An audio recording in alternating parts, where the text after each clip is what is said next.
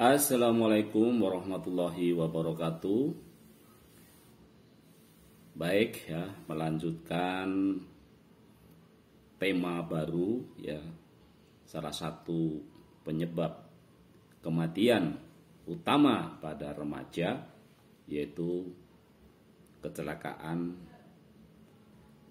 di dalam sepeda motor ya. Nah, dari banyak hasil-hasil penelitian ya, pertanyaannya mengapa atau faktor-faktor apa saja yang kemudian menyebabkan remaja ini rentan atau berisiko untuk mengalami kecelakaan sepeda motor ya.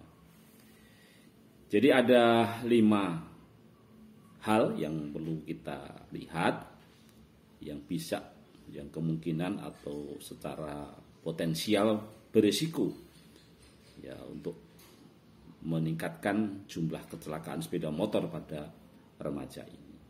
Yang pertama adalah kemampuan ya berkendara yang memang belum memadai ya. Jadi kita lihat memang remaja ini kan dalam konteks mengendarai sepeda motor tentu saja masih di tahap belajar ya. Apalagi pada remaja-remaja yang masih sangat awal ya. Jadi kadang-kadang masih duduk di SD ya, SMP gitu ya. Mereka sudah mulai mencoba kendaraan bermotor dan tentu saja kemampuan berkendara ini sangat belum memadai. Dan saya kira belum menjadi budaya kita juga gitu ya. Banyak orang tua yang ya mungkin mereka belajar itu lebih banyak belajar dari teman-temannya gitu ya. Yang kadang-kadang teman-temannya juga karena seusia jadi ya belum paham juga tentang bagaimana mengendarai sepeda motor dengan baik ya. Jadi jarang sekali orang tua apalagi untuk sepeda motor gitu ya ada katakanlah semacam pelatihan gitu ya, walaupun mungkin sehari 2 hari untuk bisa mengendarai sepeda motor. Jadi ya alamiah saja gitu ya. Jadi hanya alamiah saja. Dan tentu saja di tahap awal ini tentu saja sangat berisiko ya, apalagi kemudian usia sangat muda sudah mengendarai sepeda motor di tempat-tempat yang katakanlah dengan keramaian yang cukup tinggi dan risiko yang sangat tinggi. Yang nomor 2 adalah masih kurangnya ya pengetahuan dan juga kepatuhan ya terhadap rambu-rambu lalu lintas. Jadi ketidakpatuhan ini juga karena salah satunya juga karena pengetahuannya yang kurang gitu ya. Jadi dan dari hasil penelitian ya 90% kecelakaan itu terutama karena ketidakpatuhan terhadap aturan-aturan atau peraturan-peraturan di dalam berlalu lintas tadi. Kemudian juga yang menjadi penyebab kenapa banyak kecelakaan sepeda motor adalah dari sisi regulasi lalu lintas yang memang juga belum memadai. Kita lihat sarana keselamatan berkendara gitu ya, kemudian juga tempat pejalan kaki, kemudian juga penerangan jalan ya. Ini di kita memang masih sangat kurang ya, bahkan banyak sekali jalan-jalan yang tidak ada tempat untuk pejalan kaki ya.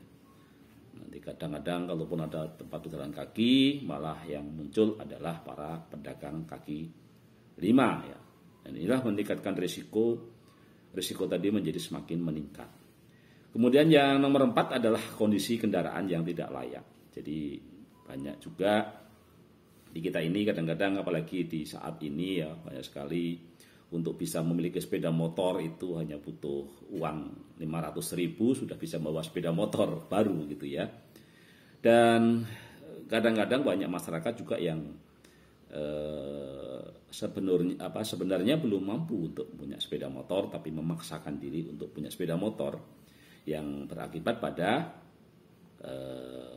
perawatan sepeda motor itu tidak maksimal ya, sehingga kadang-kadang belinya juga sudah bekas gitu ya, sudah bekas, tidak dirawat dengan maksimal, dan ini tentu saja akan meningkatkan resiko terjadinya kecelakaan dalam lalu lintas. Dan yang terakhir ya, faktor yang terakhir adalah kurangnya ruang terbuka ya, kurangnya ruang terbuka. Jadi tadi ya, berhubungan dengan regulasi tadi ya, jadi saya kira memang butuh ada regulasi yang cukup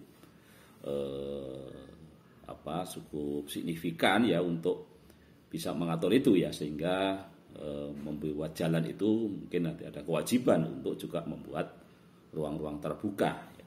Dengan kurangnya ruang terbuka apalagi di perkotaan gitu ya, ini kan mengakibatkan ya anak-anak itu juga bermain di jalan ya karena tidak ada ruang terbuka tadi. Jadi itu 5 faktor yang akhirnya meningkatkan resiko terjadinya kecelakaan lalu lintas yang berujung pada tingginya angka kematian dan menjadi sebab utama kematian pada usia remaja. Demikian informasinya ya, mudah-mudahan bermanfaat. Salam sehat, sehat fisik, mental, sosial, dan spiritual. Wassalamualaikum warahmatullahi wabarakatuh.